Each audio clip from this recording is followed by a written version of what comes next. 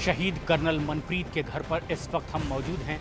मोहाली ज़िले के भड़ोजिया गांव में यहाँ उनके परिवार के लोग हैं और जो जानकारी आर्मी की ओर से दी गई है कि पार्थिव शरीर कल यहाँ पर पहुँचेगा और पूरे राजकीय सम्मान के साथ इसी गांव में उनके पैतृक निवास स्थान जो है यहाँ पर ही उनका अंतिम संस्कार होगा। आज परिवार के लोग यहाँ पर शोकाकुल हैं, मौजूद हैं। परिवार में उनकी माँ हैं, उनकी बहन है जो यहाँ पर इस वक्त घर में मौजूद है।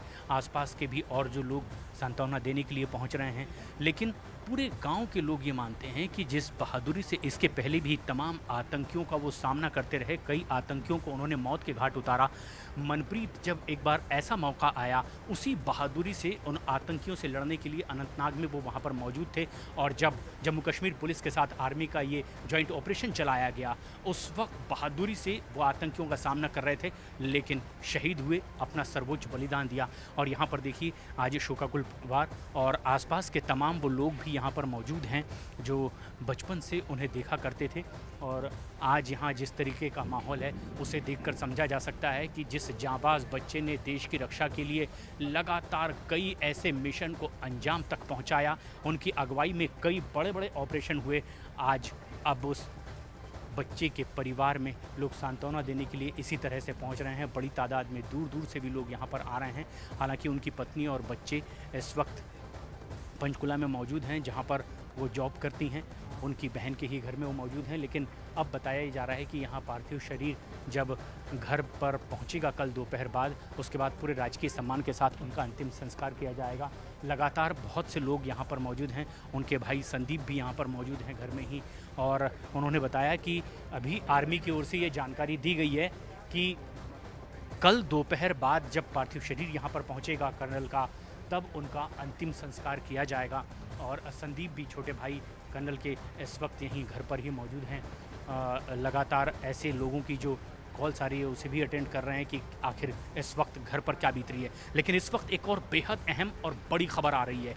अनंतनाग की जिस पहाड़ी में जांबाज कर्नल पहुंचे हुए थे मनप्रीत उन आतंकियों से लोहा लेने के लिए, बताया जा रहा है कि वहां आतंकियों की मौजूदगी की खबर और अब एक बड़ा धमाका वहां पर आर्मी की ओर से किया गया है। और माना यह जा रहा है कि उस बड़े धमाके के जरिए आतंकियों के उस ठिकाने को उड़ा दिया गया है, क्योंकि यहां पर उजैर खान नाम के 10 लाख के इनामी आतंकी की मौजूदगी की खबर मिली थी।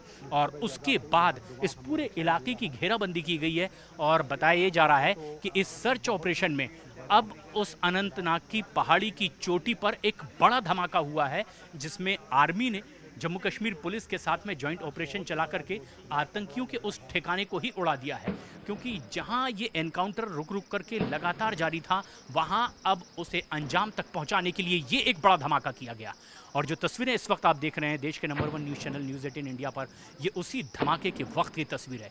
अनंतनाग की उसी पहाड़ी पर जहां आतंकियों की मौजूदगी की जानकारी मिली थी और कर्नल मनप्रीत अपने साथियों के साथ जम्मू कश्मीर पुलिस की टीम के साथ जॉइंट ऑपरेशन करने के लिए कर्नल मनप्रीत की ही अगुवाई में इस ऑपरेशन को अंजाम तक पहुंचाया जाना था। लेकिन बताया जा रहा है कि आतंकियों ने यहां घात लगाकर उन पर हमला किया और उन्होंने अपना सर्वोच्च बलिदान दिया। लेकिन ये धमाका देखिए, ये धमाका किया गया है आर्मी की ओर से और माना यह जा रहा है कि आतंकियों की मौजूदगी की पुख्ता जानकारी इस जगह पर होने के बाद एक बड़ा धमाका करके उस ठिकाने को ही अनंतनाग में उड़ा दिया गया है। रिफत अब्दुल्ला हमारे सहयोगी ग्राउंड जीरो से लगातार वो तस्वीरें और अपडेट्स भी पहुंचा रहे हैं, लेकिन सुरक्षा कारणों से वो सीधी तस्वीरें हम अपने दर्शकों को नहीं दिखा रहे हैं, लेकिन अपडेट्स बताएंगे कि कितने बड़े ऑपरेशन को अब आर्मी की ओर से अंजाम दिया जा रहा है। रिफत हमारे सहयोगी हमसे सीधे जुड़ रहे हैं। रिफत, क्या ऑपरेशन के बारे में जानकारी मिल पाई है? जो एक्सक्लूसिव तस्वीरें हम दर्शकों को दिखा रहे हैं, एक बड़ा धमाका, आखिर इसकी क्या वजह बताई जा रही है? देखिए, ऐसा समझा जा रहा है कि वहाँ पे शायद मिलिटेंटों का हाइड आउट था और वहाँ पे आईडी का इस्तेमाल किया गया, क्योंकि धमाका बड़ा ज़ोरदार था। और अभी भी आप सुन सकते हैं आवाज़ हो रही है, फायरिंग लगातार हो रही है। हालांकि हम ज़्यादा डिटेल्स यहाँ से नहीं दिखाना चाहते हैं, लेकिन ये जो पूरा बेल्ट है, फॉरेस्ट बेल्ट, वहाँ पे हर तरफ से फायरिंग हो रही है। देखिए, माइन्यूट डिटेल्स हम शेयर करना नहीं चाहेंगे, ज़्यादा क्लोजअप हम दिखाना नहीं चाहेंगे, लेकिन ये पूरा बेल्ट है, बड़ा एरिया है, फॉरेस्ट एरिया, जहाँ पे इस वक्त मुठभेड़ जारी है। आप आवाज़ सुन सकते हैं, लगातार फायरिंग हो रही है, धमाकों की आवाज़ आ रही है।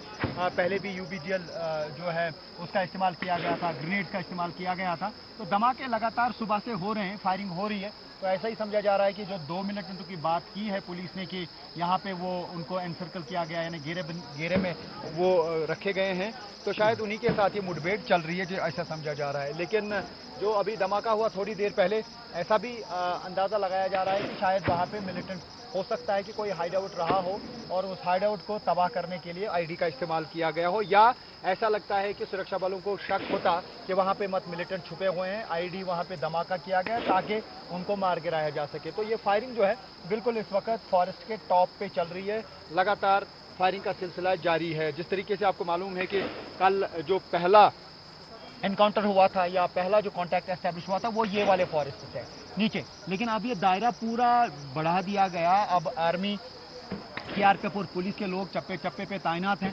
मैं अपने कैमरा पर्सन से कहूं कि वो दर्शकों को पूरा एरिया दिखाएं। ये जो बेल्ट है पूरा फॉरेस्ट एरिया है और यहाँ से यहाँ तक ये पूरा एनसर्कल किया गया है और उसमें इर्द गिर्द घेराबंदी की गई है। हालांकि काफ़ी डिफिकल्ट ऑपरेशन है क्योंकि हर तरफ से सेना के लोग हैं और अगर कहीं पर भी क्रॉस में फायर हो जाता है तो सेना का फायर सुरक्षा बलों को लग सकता है या पुलिस का फायर आर्मी को लग सकता है, लेकिन ये कोऑर्डिनेटेड एफर्ट रहता है, तब तक फायर नहीं किया जाता है जब तक हर किसी को बोला नहीं जाता है कि अलर्ट रहें। तो ऐसे जंगली इलाके में इस तरीके का ऑपरेशन चलाना कोई आसान काम नहीं है, बहुत डिफिकल्ट है, बहुत कोऑर्डिनेशन की ज़रूरत है, क्योंकि जब घेराबंदी पूरा 360 डिग्री है, यानी हर तरफ से घेराबंदी है, अगर किसी भी, मान लीजिए कि आर्मी के जवान ने फायर किया, वो आर्मी के जवान को दूसरे साइड से लग सकता है या पुलिस के जवान ने फायर किया दूसरे साइड से लग सकता है। इसलिए आप उसका अंदाजा लगाइए कि कितना कोऑर्डिनेटेड एफर्ट है, कितनी तैयारी इसके लिए करनी पड़ती है और कितना कोऑर्डिनेशन एक दूसरे के साथ होना बहुत जरूरी है, क्योंकि 3 यहाँ पे हैं सुरक्षा की एजेंसियां, एक तो आर्मी है,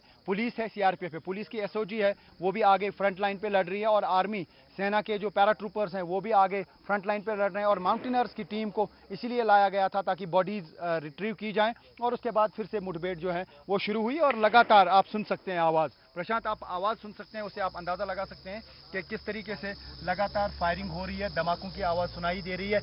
ऐसा लगता है कि वहाँ से भी फायर आ रहा है और यहाँ से, यानी कि ये जो एक्सचेंज ऑफ फायर है तो बाज़ाब्ता मुठभेड़ दोनों साइड से जारी है। तो मिलिटेंट्स की प्रेजेंस देखने के बाद ही ये फायरिंग का सिलसिला शुरू हुआ। तो इस ऑपरेशन में ऐसा लगता है कि शायद आज रात भी लग सकती है, क्योंकि जिस तरीके की डिप्लॉयमेंट है वो फॉरेस्ट एरिया में हर तरफ से है। तो जब ऑपरेशन कॉल ऑफ किया जाएगा उसमें भी 5-6 घंटे लग सकते हैं पूरा ऑपरेशन कॉल ऑफ करने में, क्योंकि वहाँ माउंटेन से वापस उतारना है रोप्स के जरिए ये जो ट्रूप्स वहाँ पे हैं, क्योंकि हेलीकॉप्टर से ड्रॉप नहीं किया गया बल्कि ट्रूप्स को जो है वो रोप्स के जरिए कई जगहों पे जाना पड़ा।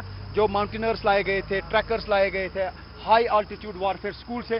तो ये एक बड़ा डिफिकल्ट ऑपरेशन समझा जा सकता है प्रशांत इस एरिया में, और ये ऑपरेशन लगातार जारी है। और क्वाडकॉप्टर जो है ये देखिए कितना, मैं दिखाना चाहूँगा, ये क्लोजली आप देखिए, ये मैं अपने कैमरा पर्सन से कहूँ थोड़ा सा जूम करें, ये क्वाडकॉप्टर्स जो हैं या आप ड्रोन कहें, ये हर तरफ से घूम रहे हैं, हर तरफ से फुटेज हासिल की जा रही है, क्लोज फुटेज, यानी ये देखिए ये नीचे जा रहा है, हो सकता है वहां पे भी मिलिटेंटों की मूवमेंट हो। देखिए किस तरीके से क्वाडकॉप्टर से इस्तेमाल किया जाता है, ड्रोन का इस्तेमाल किया जाता है, फुटेज हासिल की जाती है, पिक्चर्स हासिल की जाती हैं, और ताकि इसी के जरिए पूरा टारगेट पे जो है फायर किया जा सके। ये देख सकते हैं आप, बहुत नीचे तक लाया जा रहा है ड्रोन को, बिल्कुल हमारे सामने है। तो ये ऑपरेशन जो है ये एक बड़े पैमाने पे, बड़े स्केल पे यहाँ पे जारी है। इस तरीके का ऑपरेशन रिसेंट टाइम्स में मैंने भी नहीं देखा कि इतने बड़े एरिया को पूरा कॉर्डन में लिया गया। और जीओसी जो है 15 कोर के वो खुद यहाँ पे आए, डीजीपी जो है दिलबाग सिंह वो यहाँ पे आए, एडीजी यहाँ पे आए और एडिशनल डायरेक्टर जनरल सीआरपीएफ वो भी यहाँ पे इस ऑपरेशन की क़यादत कर रहे थे। तो एक multi layer, multi security layer यहाँ पे लगा दिया गया और बड़ा ऑपरेशन प्रशांत यहाँ पे जारी है।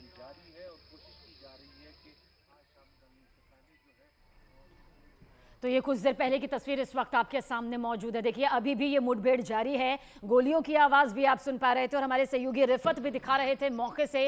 हालांकि हमने भी सुरक्षा के जो मापदंड हैं उन्हें ही ध्यान में रखते हुए ये तस्वीरें यहाँ पर तमाम दर्शकों के सामने रखी हैं, क्योंकि जाहिर सी बात है जिस तरह से आतंकी अपनी नापाक मंसूबों को अंजाम देने के लिए यहाँ पर पहुंचे, उसके बाद अब छिपते फिर रहे हैं, उनका धर दबोचना और उनका ढेर होना हर कीमत पर लाजमी है। और एक और बड़ी खबर श्रीनगर से, जहाँ आज शाम शाम 7:45 पर बादामी बाग कैंट में शहीद कर्नल मनप्रीत सिंह और शहीद मेजर आशीष को श्रद्धांजलि दी जाएगी। उपराज्यपाल मनोज सिन्हा भी शहीदों को श्रद्धांजलि देने पहुंचेंगे, जिसके बाद कल सुबह विशेष विमान से शहीदों का पार्थिव शरीर उनके पैतृक स्थान तक ले जाया जाएगा। और जो तस्वीर इस वक्त आप देख रहे हैं न्यूज़ 18 एक्सक्लूसिव, वो बस कुछ देर पहले की ही तस्वीर है, जिसमें आप गोलियों की भी तड़तड़ाहट, गोलियों की भी आवाज सुन पाएंगे, क्योंकि इस वक्त सुरक्षा बल के जवानों ने पूरे इलाके को घेरा हुआ है। जमीन से लेकर आसमान तक आतंकियों की लोकेशन पर नजर रखी गई है, ताकि किसी भी कीमत पर एक भी आतंकी यहां से बचने ना पाए। जिस तरह से हमारे जवान यहां पर शहीद हुए हैं, पूरे देश को गर्व है, लेकिन इन आतंकियों का खात्मा हर कीमत पर और जड़ से होना बेहद जरूरी है। देखिए, आतंकियों के बड़े बड़े संगठनों की नींव पहले ही हिल चुकी है। पिछले कुछ सालों का जिक्र करें तो लगातार एक के बाद एक आतंकियों को ढेर किया गया है। आतंकियों की यही बौखलाहट, और जम्मू कश्मीर में जिस तरह से G20 का कामयाब आयोजन हुआ, उससे भी तमाम बड़े आतंकी संगठनों के अंदर एक बौखलाहट थी, एक गुस्सा था कि आखिर किस तरह से घाटी में इतना अमन, चैन, शांति कायम हो सकता है। और यही वजह है कि नापाक मंसूबों को अंजाम देने के लिए, घाटी में खूनी माहौल कायम करने के लिए ये आए जरूर, लेकिन किसी भी कीमत पर बच नहीं पाएंगे, क्योंकि हर तरफ से चौतरफा, हर मोर्चे पर इन पर नजर रखी जा रही है। ऑपरेशन यहां पर जरूर लंबा खिंचा है, ताकि किसी भी कीमत पर, क्योंकि ये पूरा जंगल का एरिया है, ये आतंकी बचने ना पाए, भागने ना पाए, इनका ढेर होना यहां सबसे ज्यादा जरूरी।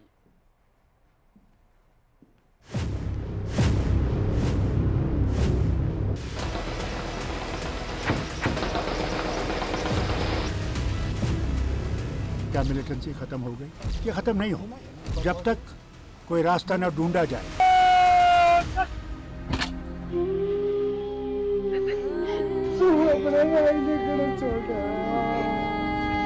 फजा खराब हो गई है, ये अमन की तरफ लौटी, बातचीत का दरवाजा खुलना चाहिए। इन मिलिटेंट्स के साथ भी बात होनी चाहिए। आखिर तुम्हारे दिमाग में क्या इज़्तिराब है?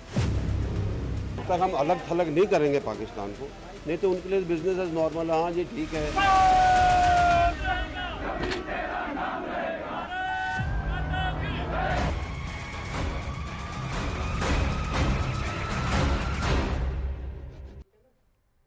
नमस्कार, मैं रीमा प्रसाद। आज देश गुस्से में है। गुस्सा आतंकियों के कायराना हरकत की वजह से, जिसने देश के 4 सपूत को हमसे